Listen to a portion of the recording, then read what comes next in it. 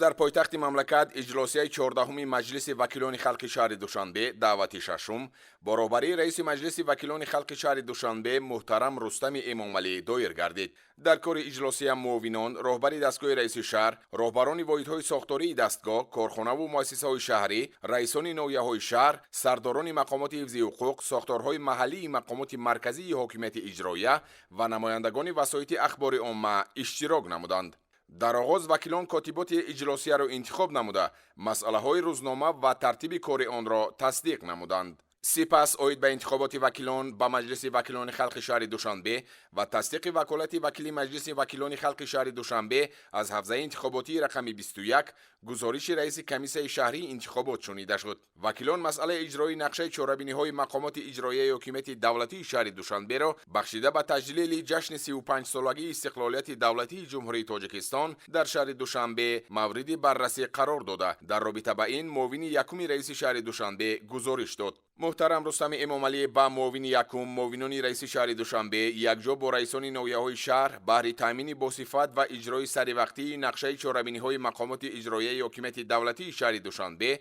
بخشیده به تجلیل جشن 35 سالگی استقلالیت دولتی جمهوری تاجیکستان در شهر دوشنبه جهت پرزور نمودن نظارت در ساحه معماری و شهرسازی و ساختمان، خدمترسانی‌های کمونالی، اصلاح کمبودی‌های جای داشته در سمت موقوف گذاشتن یا طول کشیدن کارهای ساختمانی، انشاءات‌های ساحه معارف، تندرستی، کارگاه و کارخانه‌های صنعتی، راه‌ها و دیگر انشاءات‌های خدمترسانی دستور و سفارش‌های مشخص دادند. وکیلان در ادامه جریان عملی شوی برنامه سرمایه‌گذاری‌های دولتی برای سال‌های 2021-2025 در شهر دوشنبه را محاکمه نموده وابسته به این مسئله حسابات معاون رئیس شهر دوشنبه شنیده شد. رئیس شهر دوشنبه در این رابطه با معاون یکم، معاونان رئیس، رئیسان ناحیه‌های پایتخت سفارش دادند که با مقصد تامین باصفت و اجرای سریوقتی برنامه سرمایه‌گذاری‌های دولتی برای سال‌های 2021-2025 در شهر دوشنبه تدبیرها اندیشیده جهت وسعت بخشیدن کارها در سمت پیدا و معین نمودن سرچشمه‌های مبلغ‌گذاری برای لایحه‌های افضلیت‌ناک در دایره برنامه مذکور در سمت‌های معارف و تندرستی، آب و کاریزی، برق و گرم‌دهی و راه و نقلیات تمام چاره‌های دخلدار را راه اندازی نمایند.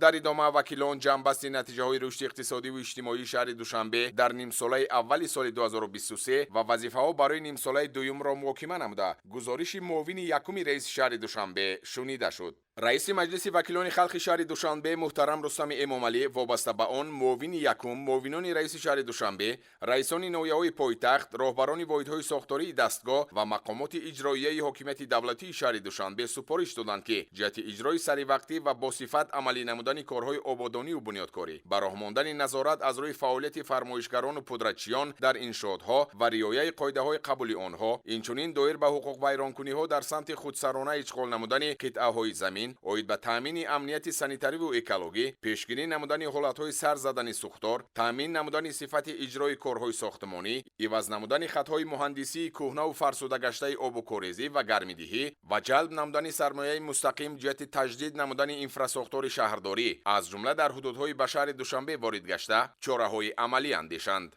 رئیس شهر همچنین بهر اجرای سریوقتی و با صفت نقشه چهاربینی‌ها و برنامه‌های ساحوی تامین نشاندهنده‌های رشد اجتماعی پایتخت به خصوص ساحه‌های معارف، تندرستی، فرهنگ، کار با زنان و عائله، جوانان و ورزش، سیاحی، رابطه با جامعه به راه ماندن واخوری و ملاقات در شهرک و محله‌ها اوید به پیشگیری حالت‌های نامطلوب اجتماعی به خصوص جداشوی عائله‌ها، فرهنگ بیگانه پرستی، گرویدن جوانان به سازمان و حرکت‌های تروریستی و اکستریمیستی، رعایت و تامین اجرای قانون‌های جمهوری تاجیکستان درباره تنظیم عنعنه و جشن و مراسم در جمهوری تاجیکستان و درباره مسئولیت پدر و مادر در تعلیم و تربیت فرزند به مسئولین دستور و سفارش‌های مشخص دادند. با مسئولین سمت صنعت دستور داده شد که با اینوبت تطبیق هدف چهارم ملی صنعتی کنونی با سرعت کشور اوید به افزون نمودن حجم استحصال محصولات رقابت پذیر صنعتی و واردات عوض کننده اینچنین افزایش اقتدار صادراتی و تشکیل جایهای نو کاری تدبیرهای ضروری اندیشند. همچنین قید گردید که برای آماده نمودن ساحه‌های اجتماعی و اقتصادی شهر دوشنبه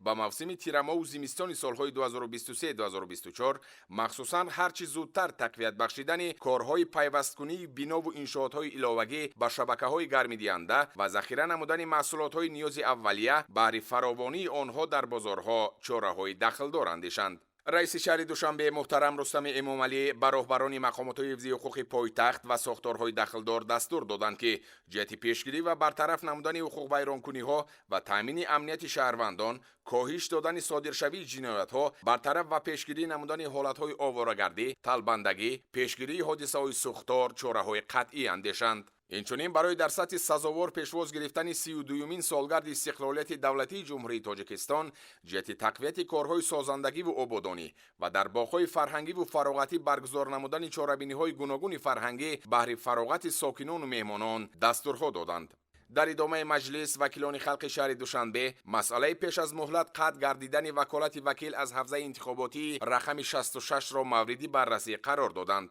وکیلان همچنین یک قطار قرارهای قبول نموده رئیس شهر دوشنبه را در مسئله کادری و دیگر ساحه‌های مهم شهرداری بررسی و تصدیق نمودند. در جنبه کار اجلاسیه رئیس شهر دوشنبه محترم رستم امامعلی وکیلان و کلی حاضرین را به خدمت صافدلانه برای باز هم رشد و نموی پایتخت عزیزمان شهر دوشنبه دعوت کرده به آنها سربلندی، خانه‌آبادی، سعادتمندی، بردباری و به تاجیکستان عزیز پیشروی و شکوفایی را تمنا نمودند.